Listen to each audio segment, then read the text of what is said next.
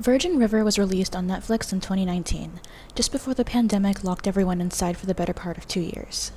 It's based on the novels of the same name by Robin Carr. The premise is simple. Virgin River follows Melinda Mel Monroe, who answers an ad to work as a midwife and nurse practitioner in the remote Northern California town of Virgin River, thinking it'll be the perfect place to start fresh and leave her painful memories behind. But she soon discovers that small town living isn't quite as simple as she first expected. This might not seem like an exciting enough premise to keep a spot in the top 10 of Netflix and to return multiple times to that spot over various seasons, which is a feat that few can claim. In the first 2 years of the top 10 rankings, only 6 shows were able to catapult themselves back to the top, and Virgin River became the first show to do it with 2 different seasons. But why is the show so successful? Timing may be part of it. It offers romanticization of the rural, a celebration of small town community, and is often described as being comfort viewing. I would agree. The storylines tend to be believable. The characters are multifaceted and realistic in their motivations and diversity. I've rewatched the series over 5 times now, and I sincerely enjoy it every time. However, while other favorite shows of mine often have obvious misogynistic aspects that are difficult to ignore, Virgin River has surprised me, not only in that the cast is largely female, but in the overt feminist themes riddled throughout the show. One of the best aspects of Virgin River is the cast. With the setting of a small town, it would be unrealistic to ignore that small towns are multi-generational in a way that big cities often are not. Shows like Friends, Grey's Anatomy, The Office all take place in one slice of life, typically young adulthood leading into middle adulthood. The same cannot be said here. Virgin River has a large cast of characters who shift in and out of the spotlight in a way that feels very organic to their stories. For the first 4 seasons, the main characters include Melinda Mel Monroe, a recently widowed nurse looking to start over far away from Los Angeles and all its troubles. Jack Sheridan, Mel's love interest, Iraq veteran and owner of the town's only bar/restaurant. Hope McCrae, the town's mayor, notorious meddler and lovable grouch. Vernon Doc Mullins, the curmudgeonly doctor Mel works with. John Preacher, Jack's best friend, a former Marine and the bar's cook. Connie, member of the knitting circle and of the older crowd's friend group. Ricky, a high schooler who works at Jack's bar. Lizzie, Connie's teenage troublemaking niece. Paige, the owner of the town's bakery truck, woman on the run, and Preacher's love interest. Lily, an older surprised mother of an infant and recent widow. Muriel, a former actress and town gossip. There are others, of course, but you get the idea. Looking at each of these characters, you might notice how they reflect not an idealized depiction of adulthood, but an honest one. We live in an intergenerational world, or at least we should. From infancy to seniority, we have similar experiences and commonalities that can guide our communication with one another. Wisdom is meant to be passed down, and bright new ideas are meant to be spread from one generation to the next. In the United States, we tend to live highly separated lives. There's a generational separation that plays a role in the way our communities are splintering.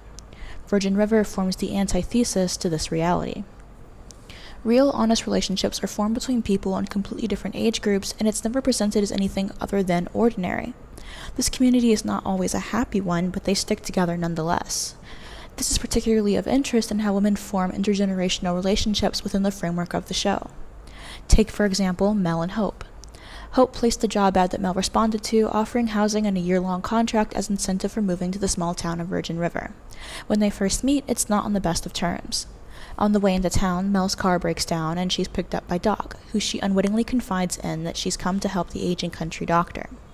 He makes it clear that her help is unwanted before depositing her at her promised cabin, where Hope has made little headway in making the place livable again. For the first half of the first season, there is undeniable conflict between the two, as Hope tries to convince Mel to stay and Doc to agree to work with her, while Mel points out the lack of fulfillment of the promises made in the contract. However, over the course of the next 4 seasons, the two become close friends, bonding over the loss of their spouses and the pain of moving on. One of the first instances of Mel becoming a part of town is with Lily. After the death of her husband, she finds herself with a late-season child that she gives up at the clinic doors. While Doc and Mel work on the next steps, Mel realizes that Lily is the mother of the abandoned child and likely going through postpartum depression. Mel's own experiences with pregnancy and postpartum allow the two to bond and helps Lily to accept the help of others in order to get past her affliction. Virgin River is full of small stories like these. Lizzie finds a defender in Mel when her strict Aunt Connie finds her birth control prescription and tears it to shreds. The women of the sewing circle come together to support Tara after the death of her mother. Ricky's grandmother lets Lizzie stay with them after Lizzie and Connie get into a fight. The overarching theme of this series is family, not always by blood, but by choice. In Going Out of Our Minds by Sonia Johnson, she writes, "One of the basic tenets of radical feminism is that any woman in the world has more in common with any other woman, regardless of class, race, age, ethnic group, nationality, than any woman has with any man. To be female is reason enough to be in servitude, to be hated, wounded, and killed in every country, every culture of the world." The communication and relationships between women of all ages and backgrounds allows for these commonalities to be obvious and present consistently within the show. Mel's fertility issues, miscarriages, stillbirths, followed by PP, have given her the ability to empathize with those who face similar problems. Lily's postpartum, Charmaine's risky pregnancy, to the woman who has a stillbirth in the clinic. Hope's dead husband gives her common ground of Mel and her grief. Connie's past domestic abuse lets her empathize and help Paige even when Paige exits the story in all but name. Additionally, the inclusion of so many older women is astounding in how rare it is. In Christian J. Anderson's Modern Misogyny, Anti-Feminism in a Post-Feminist Era, she writes, "In both primetime television and in popular film, women are most frequently seen in the age range of 20 to 30, whereas men are more likely to be in their 30s and 40s. When you get into the 50s and 60s, women virtually disappear. This latter fact is particularly interesting because the largest percentage of women in the U.S. population is in the 51-plus group.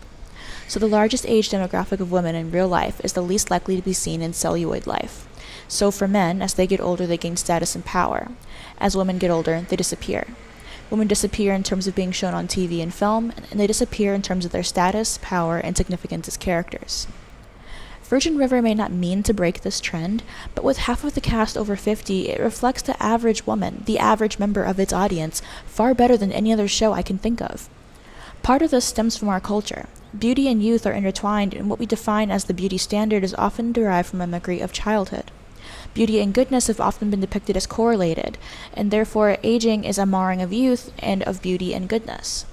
It is for this reason that old women are often depicted as objects of horror despite being harmless in comparison to the criminality rates and power of old men.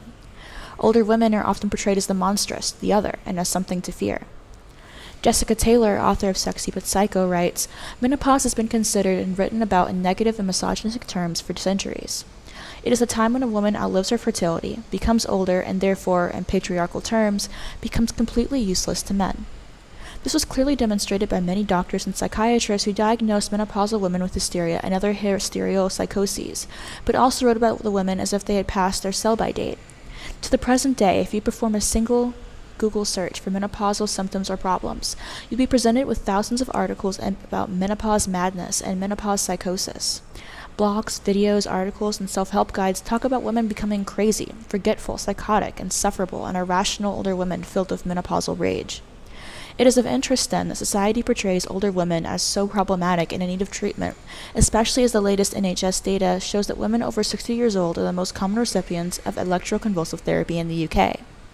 Centuries ago, witches were portrayed to be old, lonely women with no children, and they still are today in films and stories. In the 13th century, it was believed that barren, aging, evil women would snatch children and kill or eat them because they could not have their own. During the suffragette movement in the early 20th century, when women fought for the right to vote, one of the most successful ways to campaign against them was to portray them as haggard, aging, barren witches. A pedophilic culture creates an obsession with youth and vilification of aging, and the media overwhelmingly depicts this.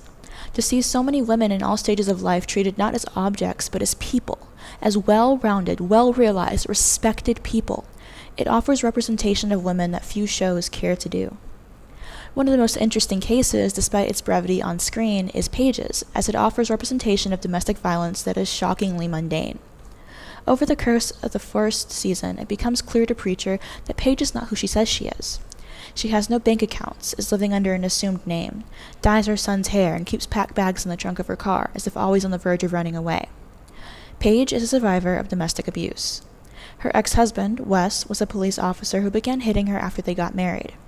After driving off her friends and family who tried to warn her away to no avail, she continued to withstand abuse until one day he struck her son, Christopher. The divorce led to her being painted as unstable, with Wes holding a restraining order out against her. His work as an officer provided him with cover and control. Given the choice to return to him or leave her son in his care, Paige went on the run, and when Wes catches up to her, resulting in his accidental death, she has to leave once more. With Preacher's help, they manage to hide the crime, and not long after, she leaves her son in Preacher's care. Connie, who witnessed her father abuse her mother and eventually kill her, insinuates herself into the situation, offering support in both covering the crime and protecting Christopher. This is a common story of abuse. 2 studies have found that at least 40% of police officer families experience domestic violence, in contrast to 10% of families in the general population. A study by Johnson and Ferrero found that women disclosing any victimization with or without perpetration were more likely to score high on the women's experience of battering scale than men who disclosed victimization with or without perpetration, indicating that women who perpetrate intimate partner violence are more likely to be striking back in response to their own victimization experiences. Johnson and Ferrero would classify this behavior as violent resistance.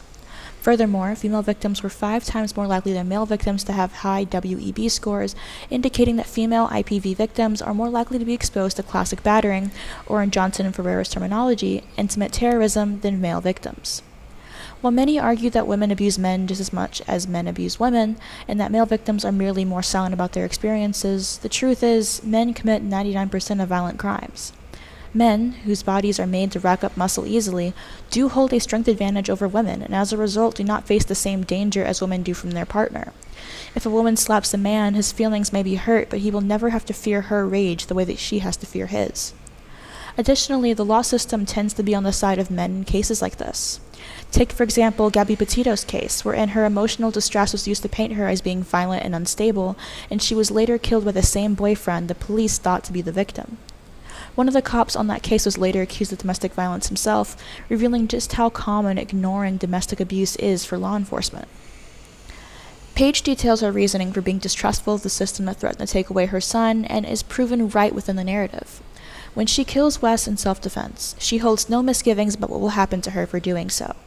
Johnson and Ferrero explain that studies have compared physical and psychological consequences for men and women find more serious consequences for women. Of course, the danger in these comparisons is that they may be comparing apples and oranges because most of them deal with survey data in which no distinctions among types of violence are made. It is unlikely that many of the men in such surveys are experiencing intimate terrorism, whereas a significant number of the female victims of violence are. Additionally, that an abusive police father would have a custody advantage in court is reflective of real life, as despite claims that women are unfairly favored in family court, the truth is that most men do not fight for custody, and that those who do have a higher chance of being able to get it. A Huffington Post article titled "Dispelling the Myth of Gender Bias in the Family Court System" lays out the statistics, which reveal that 91% of child custody after divorce is decided with no interference from the family court system, and fewer than 4% of custody decisions are made by the family court. In general, fathers are less involved in their children's care during the marriage, fathers are less involved in their children's lives after divorce, mothers gain custody because the vast majority of fathers choose to give them custody, and there is no family court bias in favor of mothers because very few fathers seek custody during divorce. That Connie, an outsider who knows very little of the story before deciding to get involved, is so strongly supportive of Paige and Preacher is an inversion of the common story. Often domestic abuse victims don't have support from friends or family, particularly long into a relationship. One of Virgin River's core themes is community, and even in scenarios where it may seem unlikely for people to come together, it shines bright within the show. Connie and Paige are not friends, and Paige is likely unaware of how much Connie has participated in keeping her and her son safe. At the end of Season 1, Paige goes on the run and doesn't re-enter the story until the end of Season 4. During that gap, Connie acts as the second caretaker to Christopher, taking care of him just as much as Preacher does, and even offers an alibi to Preacher to help cover his involvement in hiding Wes's body. This solidarity may be somewhat uncommon in the real world, but it illustrates a society worth aiming for, wherein women help other women and recognize the similarities in our experiences instead of getting caught up on the differences. Another moment of solidarity can be seen between Lizzie and Mel. They don't interact much, except soon after Lizzie's arrival in Virgin River, where she approaches Mel and asks for birth control. It's obvious from how she asks that her Aunt Connie is old-fashioned and would not at all approve, and yet Mel is still willing to discuss birth control and prescribe it to her, as her job as a nurse requires her to do. Later, Connie stumbles upon the prescription in Lizzie's purse and confronts Mel for having given it to her. Mel insists that she is only doing her job, and even argues that an unwanted baby would ruin Lizzie's life far more than merely having protected sex. Mel and Connie have clashed before, starting with Mel's decision to involve children's services in Lily's case at the beginning of the series, but it's important to note that neither are presented as wrong here, merely as coming from different viewpoints. Connie is religious, and her meddling in Lizzie's romantic life eventually leads to Lizzie moving out, and eventually the two reconcile, with Connie allowing Lizzie to make her own choices regarding her sexuality, as long as she respects to not doing so under Connie's roof. Mel's willingness to speak out about injustice and sticking to what she believes is the right thing are two reasons why she's such a compelling main character. Doc doesn't want Mel there. Her hiring was Hope's decision, and they didn't get off to a good foot when they first met. He initially tries to run her off and downplays her abilities and skills. They disagree on how to care for the abandoned baby, and he underestimates her skills regarding infant care and midwifery, and saddles her with duties like making coffee for the office. However, despite the power imbalance, Mel is never afraid of speaking out and calling out Doc for giving her any less respect than what she's due. This continues not only when the two are at odds, but even after they become familiar with each other and view each other as friends. Pink-collar jobs traditionally offered to women such as nursing, teaching, and caregiving, are often seen as lesser than male-dominated fields and valued less.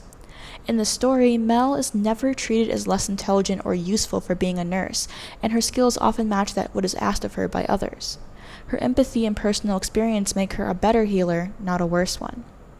Other feminist topics are brought up when relevant for the story. For example, when Hope and Doc decide to reconcile and get officially back together after 20 years of separation, the sewing circle discusses the benefits and detriments of marriage. This is a discussion which, once again, is presented as being between characters and not as the showrunners presenting any position as being right or wrong. Another great conversation occurs between Mel and her sister Joey, who is going through an unexpected divorce. Joey chose to become a stay-at-home mom and, as she puts it, felt as though she was being punished for choosing her children over her career during the divorce. This is why feminism is not about perceived choice, but about the history of female oppression and how it impacts our worldview and daily choices. Joey may have made the choice to be a stay-at-home mother, but what impacted that decision? How does a culture which venerates fertility and child-rearing as being the female purpose lead one to value childcare over personal achievement? Dropping birth rates in Western countries have led to a concern over a lack of replenishment, but largely this is blamed on women, on being too educated, being too overwhelmed in the workplace, or even just refusing to settle for subpar men. Few consider how our society punishes mothers for having kids, and how difficult it is to raise children without support. In a world which often requires dual incomes to stay afloat, women are still doing more housework than men, as well as the majority of child-rearing responsibilities. Pew Research reports that, when it comes to child-rearing, women see themselves carrying a much heavier burden than their spouses or partners, while men are more likely than women to say responsibilities are evenly shared. About 3/4 of mothers say they do more to manage their children's schedules and activities than their spouse or partner. Only 3% say their husband or partner does more of this. Roughly half of mothers say they do more than their spouse or partner to be an involved parent, while just 3% say their spouse or partner does more. A majority of women say they do more household chores than their spouse or partner, while 6% say their spouse or partner does more. Among men, a plurality say these responsibilities are shared about equally, while 20% say they do more and 34% say their spouse or partner does more. Of course, relying on another person for financial support is inherently risky. It means that you are unable to make independent choices if something goes wrong, be it as early death, divorce, or abuse. While one can make the choice to be a stay-at-home mom, it's important to be aware of just how much danger it puts you in to be so dependent on anyone else, particularly as the world itself is not kind to women in need of assistance. Of course, this is not to say that Virgin River is a perfect piece of feminist media. It is a romance show, and as such, having kids is a major goal for many characters, and dangerous men are often excused in the quest for a fairy tale ending. For example, Brady gets involved with drug dealers and as a result is pressured into committing acts of violence and is coerced into continuing to work for the company as a result of his girlfriend Bree, who is also Jack's sister, being a known entity to them. Regardless of how much he cares for her, regardless of their connections and compatibility, dating someone involved in crime is dangerous and shouldn't be glorified. The same can even be said of Jack, who as of season 4 is very blatantly struggling with alcoholism and PTSD. Mel is in love with him and is willing to forgive events such as him drinking until he passes out, missing her sister's wedding.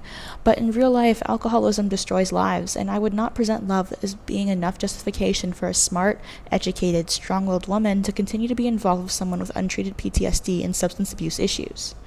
There's also a pretty blatant romanticization of rural life. However, despite these flaws, I believe that Virgin River presents a wonderfully feminist take on a small-town romance. It's refreshing in that no argument seems political or as though the showrunners are presenting a message.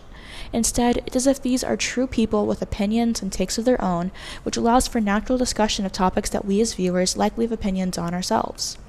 If you haven't seen Virgin River yet, I sincerely suggest you take a look. I did get a bit of spoilers, but not enough to where you wouldn't be able to enjoy the show. And yeah, to be quite honest, I really do enjoy watching shows aimed at my mom's audience. I grew up on a diet of Grey's Anatomy and other shows like that, and I really picked watching this one because, I mean, it's set in such a beautiful town. It seems so simple, and despite everything, despite me being an annoying feminist and whatnot, the idea of a life where the people around you in the community care for you and you have those close connections is one that I think a lot of us strive for, you know? If you guys have any comments, questions, or concerns, please leave them down below. I believe I'll be doing a couple more of these, I guess, in-depth feminist analysis of shows, probably starting with my favorite ones, so I guess you'll probably be seeing something from The Walking Dead soon. But if you have any suggestions for shows or topics that we look at, feel free to leave a comment down below. I do have a Patreon and Buy Me a Coffee set up because I am struggling, fans. I'm having a horrible time. But yeah, I'll see you guys next time. Bye.